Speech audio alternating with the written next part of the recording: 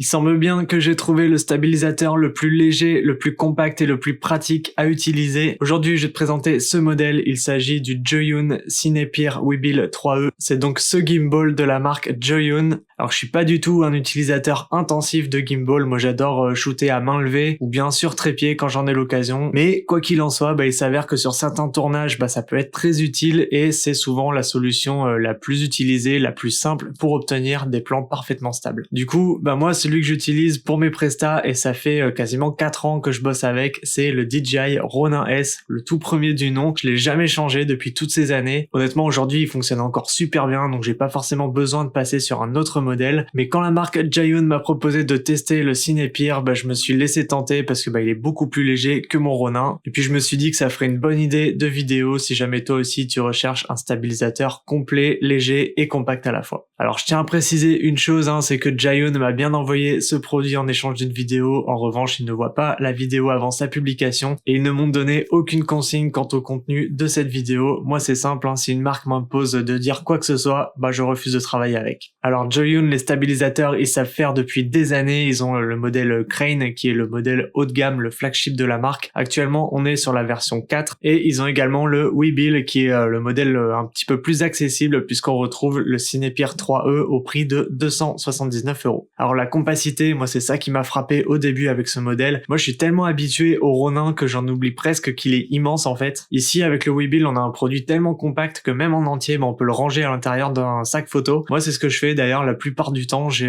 mon stabilisateur, mon boîtier, mes filtres, j'ai même un autre objectif de rechange, un micro et tout rentre parfaitement dans mon sac. Et d'ailleurs le stabilisateur c'est tout ce bloc là, les parties nacelle et batterie ne se dissocient pas. Il y a juste le trépied qu'on peut visser ou dévisser. Allez, faisons un petit peu le tour des caractéristiques. J'ai parlé d'un produit léger puisqu'il ne pèse que 1,2 kg. À titre de comparaison, le Ronin S, lui, il pèse 1,840 kg, donc plus de 600 grammes de plus. La différence, elle se fait vraiment ressentir même sans boîtier. Et avec le boîtier, ça dépend forcément de ce que tu utilises au quotidien, mais aussi surtout de ton objectif. Moi, au départ, j'avais mis le Weebill avec le Canon R7 et le Sigma 10-18 mm, donc un combo qui est relativement léger. Au total, on arrive à un poids de 2,178 kg, donc à peine plus lourd que le Ronin S tout seul. Et si je viens mettre ma config habituelle, donc le R6 Mark II et le 1535 f2.8 avec un filtre ND, on arrive à 2,835 kg. Et avec le Ronin S, on est à 3,5 kg avec cette config. Et du coup, comme une configuration avec un stabilisateur, c'est plutôt destiné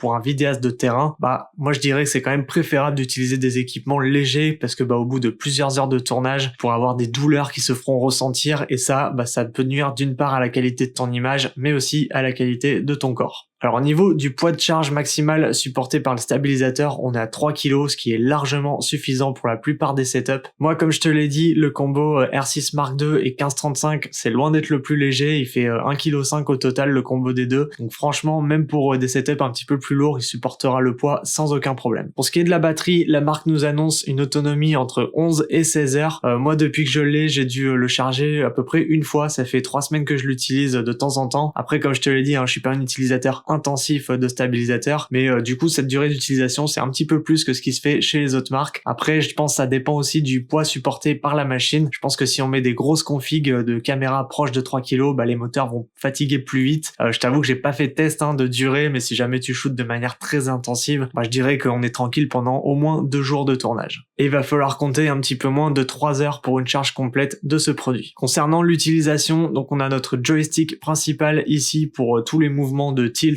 et de panne. On a un autre joystick ou plus une roue qui est située derrière pour le roll. Pour ce qui est des angles de rotation en panne, c'est du 360 degrés, on peut aller à l'infini en fait, on peut faire autant de tours qu'on veut. Pour le tilt, on peut aller à 160 degrés en haut et 90 degrés en bas, et pour le roll, ça va de plus 35 degrés à moins 30 degrés. Donc on va pas pouvoir faire de roll 360 par exemple. On a notre bouton d'allumage, un bouton menu ainsi que la roue de sélection qui sont juste ici. La roue de sélection, elle fait également office de bouton de sélection, donc si jamais tu veux venir modifier des paramètres dans le menu et que tu sais pas où valider, c'est là en fait, il suffit d'appuyer sur la roue. Tu peux bien sûr régler la vitesse et la sensibilité de chaque axe, tu peux activer ou désactiver des axes, tu peux configurer des mouvements aussi, ça c'est assez cool. Et autre chose aussi qui est vraiment très cool et ce que j'adore avec ce stabilisateur, c'est que tu peux assigner la roue de derrière en tant que commande de réglage pour l'ouverture, la vitesse ou les ISO de ta caméra. Ouais, parce qu'ici en fait on a un port USB-C qui est fait pour relier le stabilisateur à ta caméra et ainsi piloter ton boîtier à partir du Weebill 3E. Donc on voit voit ça assez souvent hein, sur beaucoup de modèles, mais pour un produit de cette gamme de prix, je dois dire que c'est plutôt cool. Ici, je peux lancer mon enregistrement et modifier mes réglages, que ce soit en termes de valeur ISO, de vitesse d'obturation ou bien d'ouverture. De cette manière, j'ai même pas à toucher à mon boîtier. Donc seul petit problème de cette roue selon moi, c'est qu'elle est trop facile d'accès. Dans un sens, c'est plutôt un point positif parce que on peut faire nos réglages hyper simplement, mais d'un autre côté, on peut faire nos réglages trop simplement, ce qui fait que parfois on peut changer notre valeur ISO ou bien l'ouverture ou peu importe le réglage sans s'en rendre compte, ce qui fait que ça peut causer quelques problèmes. Après, il est possible de totalement désactiver cette roue pour être sûr de ne pas faire d'erreur. Et ce système de pilotage, on n'est pas obligé de passer par le câble USB-C, c'est aussi gérable par Bluetooth. D'ailleurs, le câble USB-C, lui, il est fourni avec. Et aussi sur cette roue, tu peux assigner d'autres modes de rotation comme le tilt et le pan, il suffit de te mettre en mode pitch ou yaw. À l'arrière, au-dessus de cette roue, j'ai également un bouton qui, lorsque j'appuie 2 fois dessus, remet tous les axes dans leur position initiale. On a le bouton M, lui, qui me permet de switcher de mode de stabilisation. Il me semble qu'il y en a 3 au total sur ce modèle. On a le mode PF qui bloque le tilt. Donc peu importe comment j'oriente le stabilisateur, lui il va toujours faire en sorte de garder la caméra droite. Ensuite, on a le mode L qui lui bloque le pan. Donc j'ai beau tourner mon stabilisateur, la caméra regardera toujours devant. Et enfin, on a le mode F qui lui suit le mouvement du stabilisateur. Donc j'incline vers le bas, tous les axes vont suivre vers le bas, pareil vers le haut, gauche, droite, t'as compris. Et bien sûr, tous ces modes, ils sont tous paramétrables dans les menus. Allez, on arrive au moment de la vidéo où je dois t'expliquer la raison qui fait que j'ai voulu tester ce produit. C'est parce qu'il est possible de filmer en vertical sans avoir besoin d'acheter des équipements supplémentaires. Alors peut-être que pour beaucoup d'entre vous, cet argument, il vous fera carrément quitter la vidéo, c'est pas grave, mais pour moi, c'est un réel argument de vente parce que ça rend ce produit très très complet et c'est ce qui fait qu'il répond quasiment à toutes les attentes d'un vidéaste pro. Moi, pour mon activité, je fais essentiellement de la captation traditionnelle, on va dire, donc en mode paysage, c'est le cas pour beaucoup de vidéastes, mais ça arrive de plus en plus qu'on me demande du contenu destiné uniquement aux réseaux sociaux. Je sais que c'est le cas pour pas mal de mes collègues aussi, et pour ça, j'ai besoin d'avoir un équipement qui est adapté, c'est le cas de ce modèle. Bon, pour le mettre en place, c'est super simple, il suffit de retirer le boîtier, tu peux garder la plaque en dessous, ensuite tu retires également le support qui te permet de le fixer en horizontal et tu viens le fixer à la plaque de ton boîtier. Assure-toi de le mettre assez loin pour laisser la place au grip du boîtier, sinon il va être bloqué par la tige principale, et une fois que c'est bon, tu peux insérer le boîtier sur cette tige, il te reste plus qu'à l'équilibrer pour pouvoir l'utiliser. Allez, avant de conclure cette vidéo, on va mentionner quelques petits points négatifs ou bien des axes d'amélioration concernant ce produit, parce que j'en ai noté quelques-uns, rien n'est parfait forcément, il faut en avoir conscience. Alors tout d'abord, l'argument de la compacité, il aurait pris tout son sens selon moi si le grip de batterie aurait pu se dissocier de la partie de la nacelle. Je pense que ça aurait fait gagner encore plus de place dans un sac de rangement, et puis si la batterie lâche, c'est impossible de la changer ou bien de la remplacer si jamais elle est déchargée. Ensuite, je pensais que ça allait être un point négatif, finalement ça ne l'est pas tellement, je m'explique. Au départ, je trouvais que le joystick et le bouton d'enregistrement étaient trop mal placés, trop loin du pouce pour pouvoir y accéder rapidement, mais en fin de compte, je trouve que c'est le meilleur emplacement parce que si ça avait été mis à droite, il aurait fallu tenir la poignée d'une manière un petit peu bizarre, ce qui comporte pas mal de risques, notamment de faire tomber le stabilisateur. Donc finalement, au départ, je pensais que c'était un point négatif. Je trouve que c'est mieux que ces commandes soient à gauche, comme ça on peut vraiment faire le tour de la poignée afin d'accéder à ces boutons. Troisième point, j'en ai parlé il y a quelques secondes, la molette à l'arrière, elle est trop facile d'accès, ce qui peut être un point positif, mais également un point négatif pour les mêmes raisons. Et enfin, on n'a pas de système d'autolock, donc de système électronique de verrouillage, uniquement un système mécanique. Alors ça, on va dire que c'est un point négatif qui peut rapidement se transformer en point positif, car on a quand même un moyen de verrouiller la nacelle lorsqu'elle n'est pas utilisée, ce qui fait que ça bouge pas et ça reste très compact lorsque c'est rangé. Donc voilà, concernant ce modèle, le Cinepeer Weebill 3E de la marque Zhiyun, c'est un gimbal qui est très léger, très compact, facile à utiliser, hyper complet moi je trouve. Il s'adapte avec